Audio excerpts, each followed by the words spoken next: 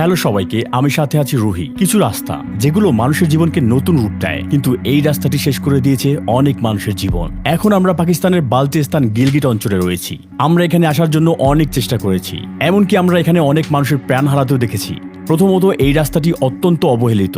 বিশ্বের 9ম পর্বত, যার নাম নাঙ্গা পর্বত, এই গ্রামবাসীরা এই রাস্তাটি তৈরি করেছে। তারপর এটি আর কখনোই মেরামত করা হয়নি। আমরা পাকিস্তানের রাজধানী ইসলামাবাদ থেকে যাত্রা শুরু করেছি। বাসে চড়ে মুজাফফরবাদ যাচ্ছি। সেখানে আমাদের প্রাইভেট গাড়ি চালকের সাথে দেখা হবে। আমি চিন্তিত হয়ে রাস্তার কথা ভাবছি, এমন সময় বাসটি থামলো। ক্যামেরা সহ একজন লোক সমস্ত যাত্রীদেরকে তাদের মুখোশ নিচের দিকে নামাতে বলল। এরপরে পরিচয় পরীক্ষা করার জন্য আমাদের মুখ রেকর্ড করতে শুরু করলো।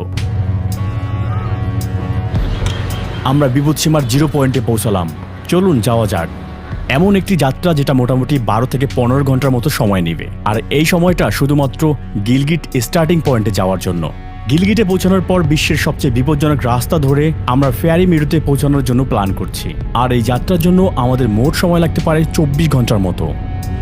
এই মুহূর্তে আমরা আছি কারাকোরাম হাইওয়েতে। 1960 এবং 70-এর দশকে এটি পাকিস্তান এবং চীনের সহযোগিতায় একটি বাণিজ্য পথ হিসেবে নির্মিত হয়েছিল। এটি পাকিস্তানের ইসলামাবাদ শহর এবং চীনের কাশগড় শহরকে সংযুক্ত করেছে, এবং এটি খুবই বিপজ্জনক রাস্তা। এই সড়ক নির্মাণের সময় 1000-এর বেশি শ্রমিক তাদের প্রাণ হারিয়েছিলেন। ব্রিজটি এটিকে পিচ্ছিল করে দিয়েছে, যার ফলে সেখানে প্রতিনিয়ত ভূমিধস হচ্ছে।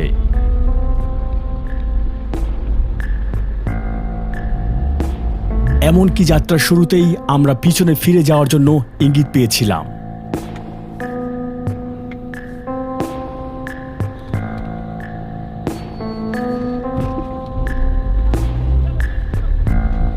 যে কোনো সময় আমাদের উপর পাথর পড়ার আশঙ্কা নিয়ে আমরা এগিয়ে যাচ্ছি, আর তখনই এই রাস্তার শুরু অংশ দিয়ে আরেকটি যানবাহন আমাদের পাশ কাটিয়ে যাওয়ার জন্য অপেক্ষা করছে। আমরা আশা করছি যে আমরা যা দেখছি তা আমাদের সাথে ঘটবে না।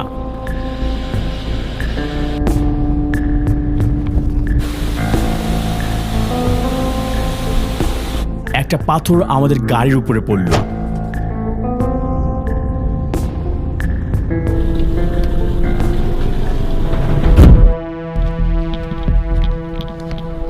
আমরা দেখতে পেলাম যে আমাদের থেকে মাত্র 15 মিনিট এগিয়ে যাওয়া একটি গাড়ি পাহাড় থেকে ছিটকে নিচে পড়ে গিয়েছে।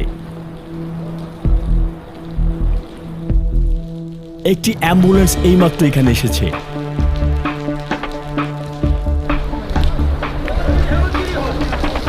এই দুর্ঘটনায় হতাহতের ঘটনা ঘটেছে। পাহাড়ের খাত এতটাই কাছে।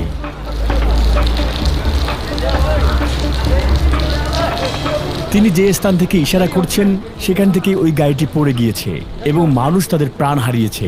একে একে তাদেরকে গাড়ি থেকে বের করে আনা হচ্ছে।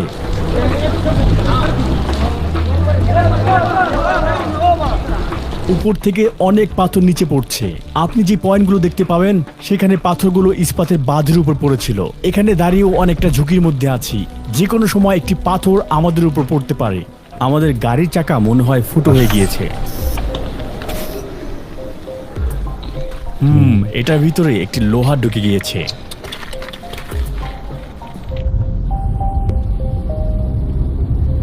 আমরা একটি বিশাল পাথর দেখতে পাই, যা কয়েক মিনিট আগেই পড়েছিল। এখন এটি অপসারণের অপেক্ষায় রয়েছে। দেখতে পাচ্ছেন একটি পাথর পড়ে আছে। পুরো বোঝাই করা ট্রাক এই রাস্তাগুলোকে আরো সরু করে দেয়।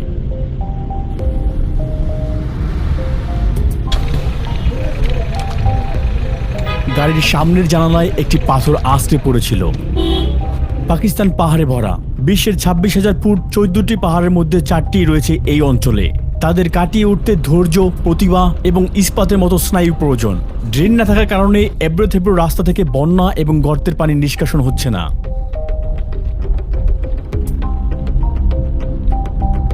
রাস্তাটি ধসে পড়েছে। ভাঙাচোরা রাস্তা দিয়ে যাওয়ার সময় আমরা বেশ অসুস্থ অনুভব করেছিলাম।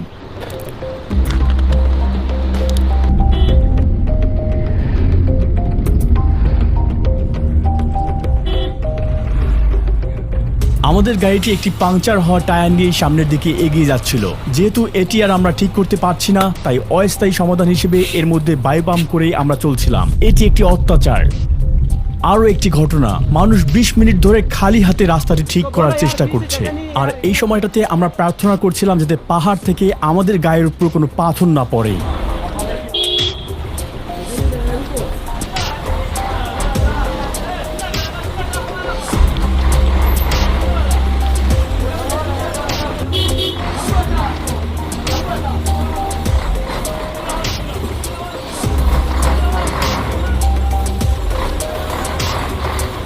যানবাহন যখন পাশ দিয়ে যায় এগুলোর মধ্যে একটি পিছিয়ে যায় এবং খালি জায়গা করে দেয় যাতে অন্য যানবাহনটি পাশ দিয়ে যেতে পারে।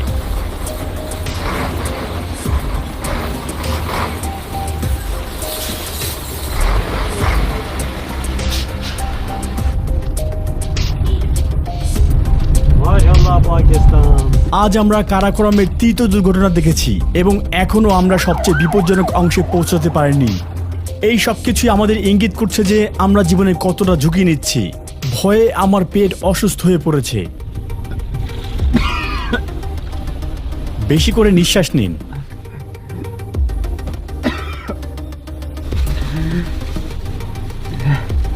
দ্রুত প্রবাহিত স্রোত এবং অধিপত্য বিস্তারকারী পাহাড়, কারাকোরাম বিপদে পরিপূর্ণ। আমরা রাস্তায় যে দর্শনীয় স্থানগুলো দেখেছি সেগুলো আমাদেরকে মুগ্ধ করে তুলেছে, কিন্তু এই সৌন্দর্য দিয়েই আমাদেরকে বিপদে ফেলেছে।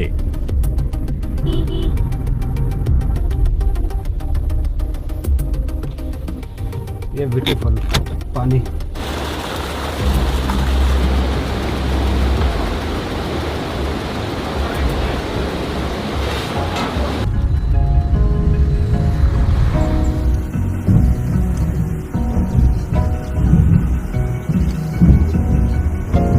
অবশেষে আমরা অতিক্রম করতে পেরেছি।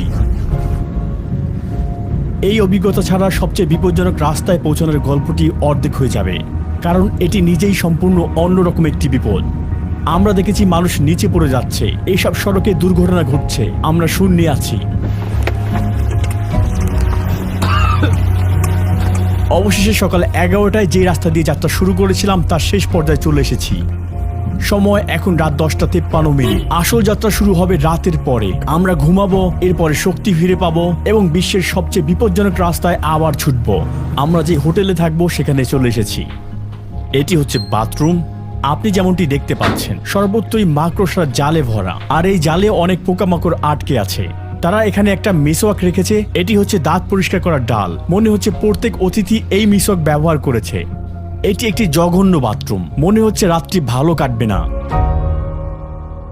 এই রাস্তাটি এতটাই বিপজ্জনক যে আমাদের ড্রাইভার আমরা যেখানে যাচ্ছি সেখানে নিয়ে যেতে পারবে না। আসলে আপনি দেখেছেন যে তিনি সত্যি একজন ভালো মানের ড্রাইভার।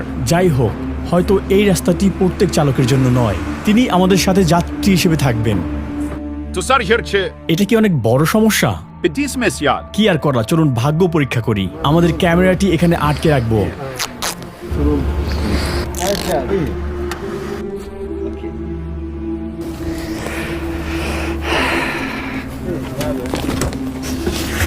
আপনার সিট বেল্ট নেই, তাই না?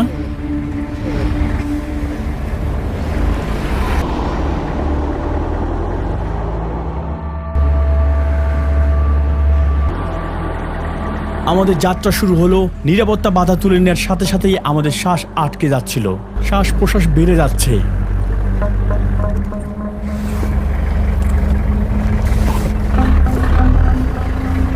বিসমিল্লাহির রহমানির রহিম। সুবহান রাব্বিয়াল আলা সুবহান রাব্বিয়াল আলা সুবহান রাব্বিয়াল আলা আল্লাহু আকবার আল্লাহু আকবার সুবহান রাব্বিয়াল আলা সুবহান রাব্বিয়াল আলা সুবহান রাব্বিয়াল আলা আল্লাহু আকবার।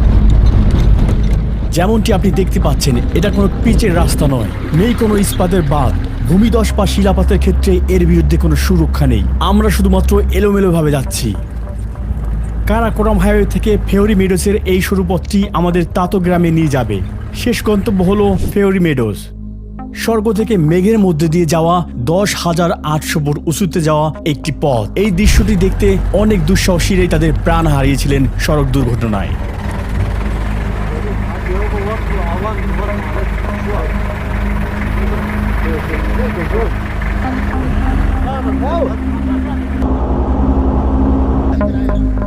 উফ, এই রাস্তাটি এতটাই উঁচু নিচু যে আমাদের ঘাড়ের পেশিগুলো মাথাকে স্থির রাখতে পারছে না। মনে হচ্ছে যেন রাস্তা দিয়ে নেয় ভূখণ্ড দিয়ে যাচ্ছি। তারা রাস্তাও নির্মাণ করতে পারেনি। আমরা এখনো শুরুর দিকে আছি। আমরা এখনো বিপদ সীমায় পৌঁছতে পারিনি। বিশ্বের 9ম বৃহত্তম পর্বত নাঙ্গা পর্বতের গ্রামবাসীরা এই রাস্তাটি তৈরি করেছিল। এরপর থেকে আর কখনোই এটি ঠিক করা হয়নি। আমাদের চালকের উচিত গাড়ি চালানোর সময় প্রতিনিয়ত রাস্তার দিকে নজর রাখা। এর আগে অনেক লোককে এই গর্তে চাপা পড়ে মৃত্যুবরণ করতে হয়েছে। এই 16.2 কিলোমিটার 3 ঘন্টার নুড়ি পথটি এমন একটি রাস্তা যা কখনো কখনো দুর্ঘটনার পয়েন্টগুলোতে পড়ে যাওয়া এবং মরে যাওয়া মানুষের স্মৃতিকে দেখায়। আমরা আশা করছি যে আমাদেরকে এরকম দেখতে হবে না। শেষ পর্যন্ত আমরা আমাদের অনুপ্রেরণাকে ধরে রাখতে পারবো। বন্ধুরা, নিচে দেখুন, সেখানে কোনো সুরক্ষা নেই। বাতাসও একটু একটু করে বাড়তে শুরু করেছে। বাঁকে কোনো ঢাল নেই। একটি গাড়ি পাহাড় থেকে নিচে পড়ে এবং আগুনে ফেটে যাওয়া প্রতিরোধ করার জন্য কোনো সতর্কতা নেই। আপনারা ইতিমধ্যে দেখতে পাচ্ছেন আমরা পাথরের উপর দিয়ে যাচ্ছি। একটি ভূমিধস শুধুমাত্র আমাদের মাথার উপর পাথর ফেলতে পারে এমনটি নয়, বরং এটি আমাদের নিচে পড়ে যাওয়ার কারণও হতে পারে। এখন আমরা সংকীর্ণ পথে যাওয়া শুরু করেছি। অ্যাড্রেনালিন নিঃসরণের মাত্রা এখন বৃদ্ধি পাচ্ছে।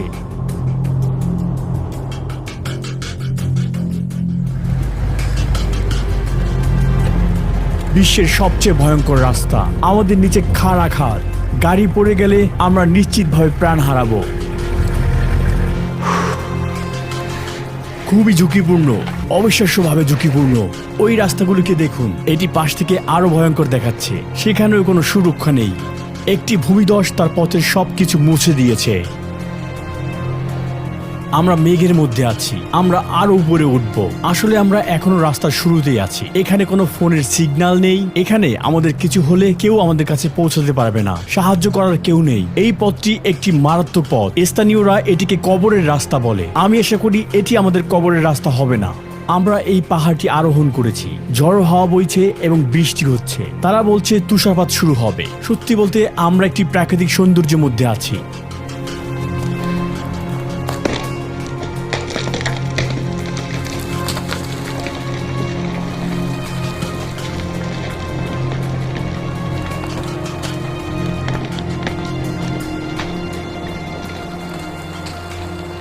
माशाल्लाह पाकिस्तान।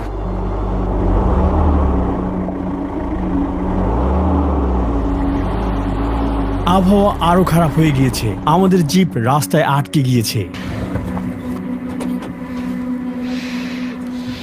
हाँ ऐसा कुछ इस तरफ का जोरत नहीं है। इस मेरी तरफ में जोरत है, उसको थोड़ा ऊपर से थोड़ा पत्थर से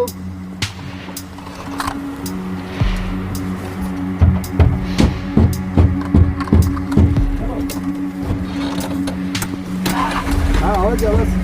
একটু মেরামত করার পর আমরা আবারও আমাদের যাত্রা চালিয়ে যাই।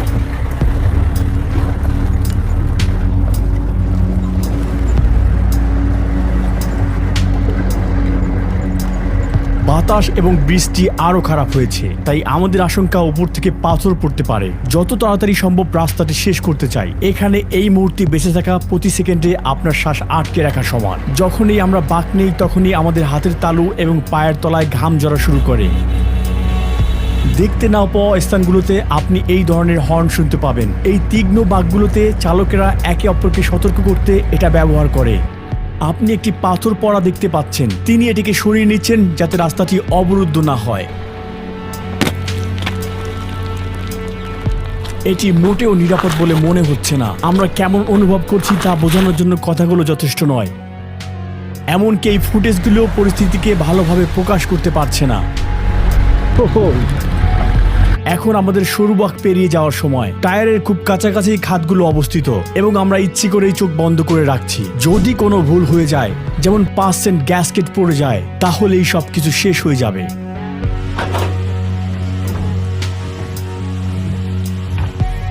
গাড়িতে কিছু সমস্যা হয়েছে। আশা করি আমরা আটকে যাব না।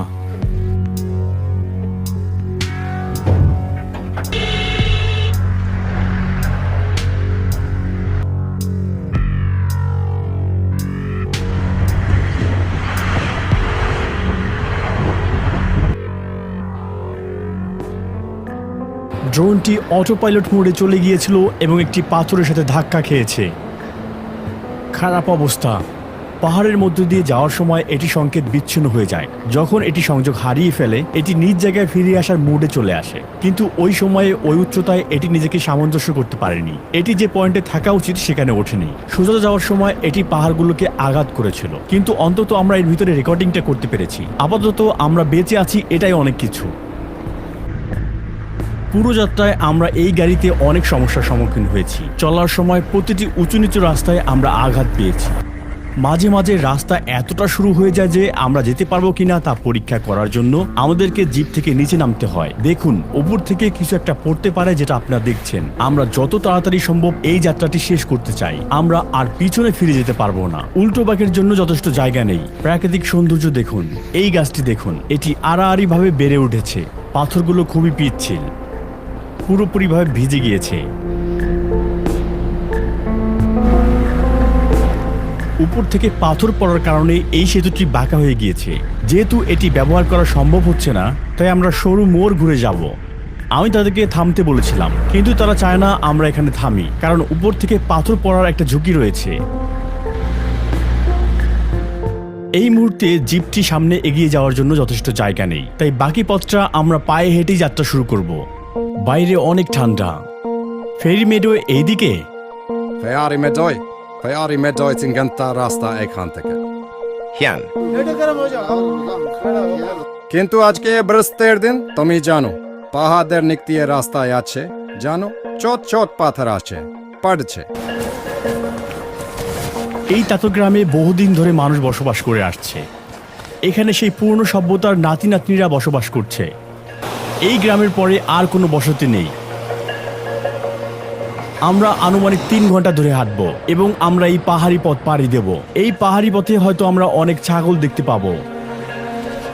আপনি দেখতে পাচ্ছেন তুষার পড়ছে। আবহাওয়া খুবই ঠান্ডা। এখন প্রায় 36 ডিগ্রি ফারেনহাইট বা 2 ডিগ্রি সেলসিয়াস তাপমাত্রা রয়েছে। তাতো গ্রামের মানুষ বেশি দিন জীবিত থাকে। অবশ্যই যেহেতু এখানে উচ্চতা বেশি, তাই তাদের ফুসফুস আমাদের চেয়ে প্রশস্ত, আর এর উপর ভিত্তি করে তাদের অঙ্গগুলো বিকশিত হয়েছে। এখানে যদি কোনো ব্যক্তি 80 থেকে 90 বছর বয়সে মারা যায়, তবে তারা অল্প বয়সে মারা গিয়েছে বলে বিবেচনা করা হয়। 30 মিনিট ধরে আমরা হাঁটলাম এবং উপরে উঠলাম। এক পাল ছাগল।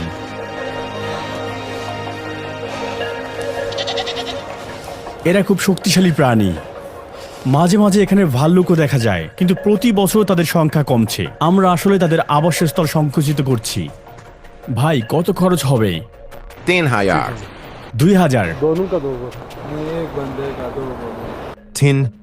2 10. 2500 টাকা। চলো চলো। আমরা এখন ঘোড়ার উপরে চড়ে বসেছি, আর এটার পিঠে চড়েই আমরা ফেরোমেডোজের দিকে যাব।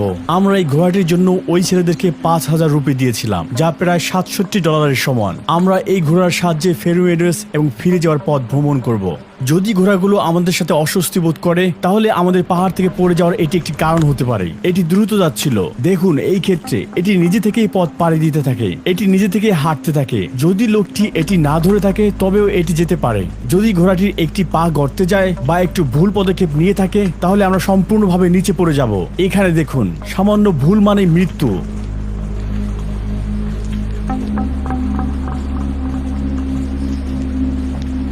আমরা খুবই এলোমেলো ভাবে যাচ্ছি। ঘোড়াগুলোকে খুব শান্ত এবং নিয়ন্ত্রণে রাখা আমাদের জন্য খুবই গুরুত্বপূর্ণ।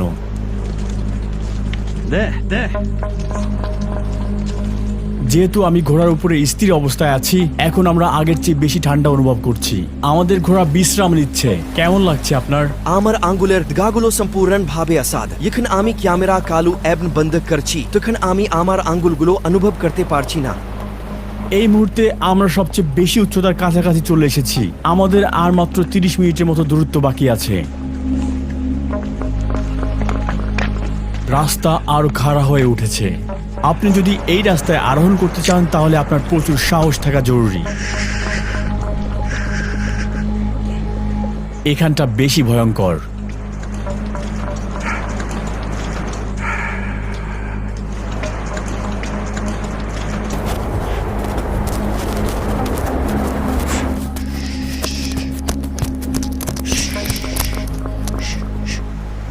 আমি আশা করি এটা ভুল পদক্ষেপ নিবে না।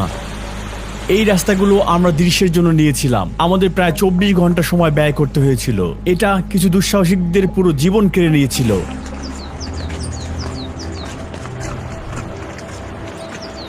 অবশ্যই এখানে অনেক হোটেল থাকবে। ঘোড়ার পা এখানে পিছলে যেতে পারে, কারণ আমরা কাদার মধ্যে আছি। আপনি কি ঘোড়ার ভারী নিঃশ্বাসের শব্দ শুনতে পাচ্ছেন? এটা নিশ্চয়ই এতক্ষণে ক্লান্ত হয়ে পড়েছে। অবশেষে আমরা চলে আসলাম ফেরি মেডোজে। এটাই হলো ফেরি মেডোজ। আমরা ভিজে গিয়েছি আর এটা নিশ্চিতভাবেই সবকিছু আরো কঠিন করে তুলেছে।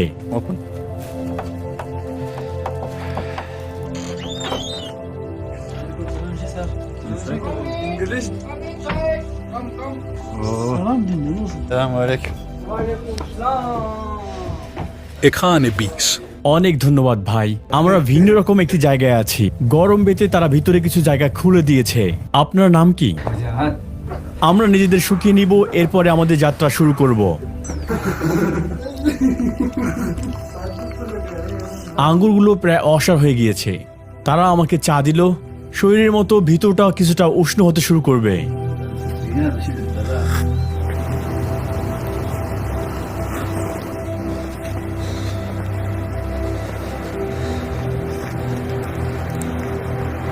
কুয়াশার জন্য আমরা দৃশ্যগুলো স্পষ্টভাবে দেখতে পাচ্ছি না, তবুও এখানের অনুভূতিটা সত্যি অন্যরকম।